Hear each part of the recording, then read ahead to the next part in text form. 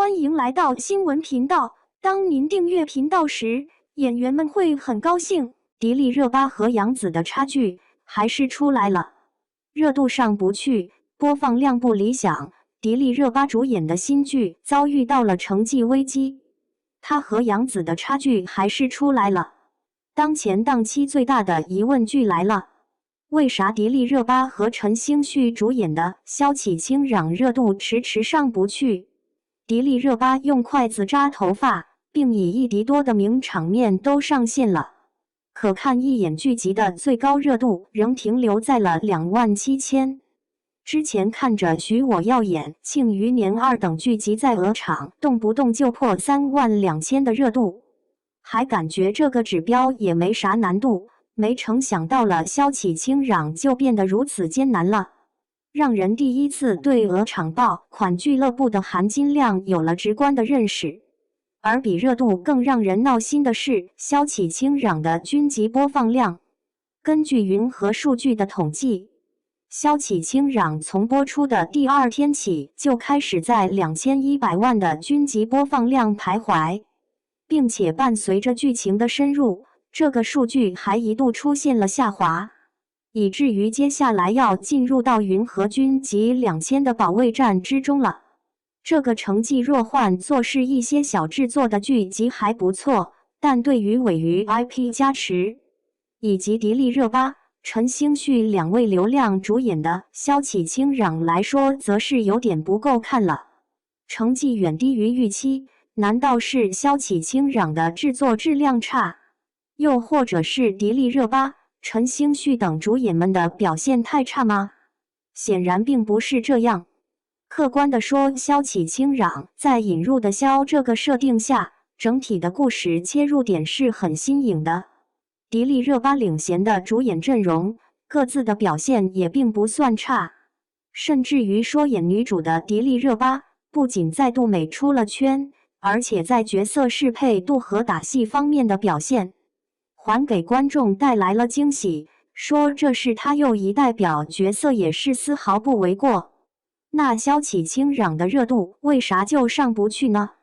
咱认为吧，这剧的题材还是有点小众的，都市奇幻的受众没有一般的都市古装剧来得宽，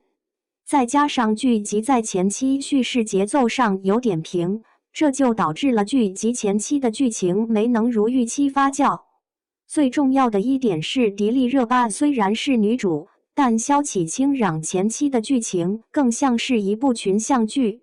她饰演的聂九罗的戏份比重以及高光画面其实并不多，这让她的流量属性没能发挥到极致，剧集整体的热度自然也就起不来了。迪丽热巴、陈星旭、张丽等个人表现已经很好，很尽力了。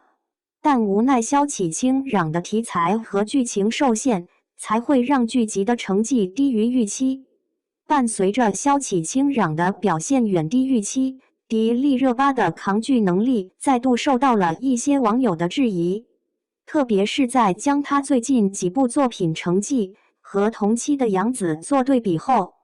两人的差距看起来有点越来越大的感觉了。迪丽热巴和杨紫是齐头并进的90花 top， 被拿来做各种比较是不可避免的事情。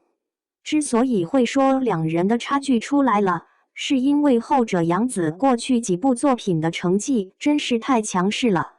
这其中除了锦绣芳华外，长相思2、国色芳华的云和数据分别来到了7688万、4089万、4083万。虽然其中有档期优势的影响，但能连续3部剧都收获出色的播放量和热度成绩。杨紫这扛剧能力和流量号召力真不是吹牛的，她能成为新的流量女王，绝对是实至名归。在流量和成绩为王的影视圈里，杨紫作品成绩无疑是要更好的。相对比之下，迪丽热巴近几部剧的成绩显然是弱了不少。论人气，两人不相上下，因此在资源方面是不会有太大差距的。之所以两人在作品实际和扛剧能力看起来有差距，其实主要还是在于选择的作品题材，或者说两人的发展规划有很大的不同。就单单说迪丽热巴吧，或许是为了拓宽戏路，又或者是加速自我转型。她最近几部作品的题材都有点冷门，或者说都不是容易出圈的那种类型。咱就说《公诉》和《利剑玫瑰》这两部作品属于公检法范畴的作品，是有很强现实讨论与思考的。此类作品的特点其实很明显，剧情或许很容易引起观众共鸣，但多个单元组成的剧情也很容易分散观众的关注点，不像那些大女主励志剧可以从头到尾牢牢抓住观众。这就导致了《公诉》和《利剑玫瑰》最终的云和播放量也在2500到2700万之间，仍没有达到3000万这一热剧标准。而有人会质疑迪丽热巴很久没有出圈角色产出了，这其实也是作品题材所导致的。像《公诉》《利剑玫瑰》此类作品，往往是剧情和一些支线角色更容易出圈，主角的影响力其实会被弱化，更像是起到剧情推动者的作用，而非决定者的作用。就说刚刚最新一季落下帷幕的《唐朝诡事录》系列，口碑和热度成绩是一部比一部好，但诸如杨旭文、杨志刚、高思文和孙雪宁等主演们，你看哪一个的关注点和人气有暴涨吗？观众每提到《唐朝诡事录》，它的剧情和制作永远会是第一位的，角色和演员们的话题度并不高。你说迪丽热巴选错剧本了吗？那就更不是了。单单就说这部《萧启清壤》，迪丽热巴和聂九罗这个角色的适配度就非常高，她的颜值和演技也特别适合此类又美又飒的角色。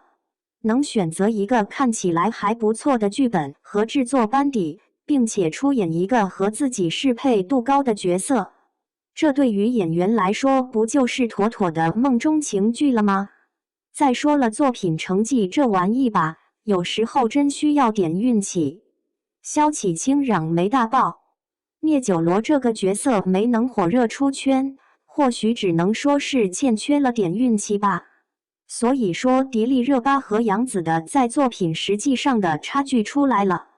这只是基于一些统计数据上做出的讨论。倘若从后续发展的角度来说，已经尝试了多个类型的迪丽热巴，后续的戏路和发展前景其实仍旧和杨紫不相上下吧。对此，大家是怎么看呢？欢迎私信留言，我们一起交流。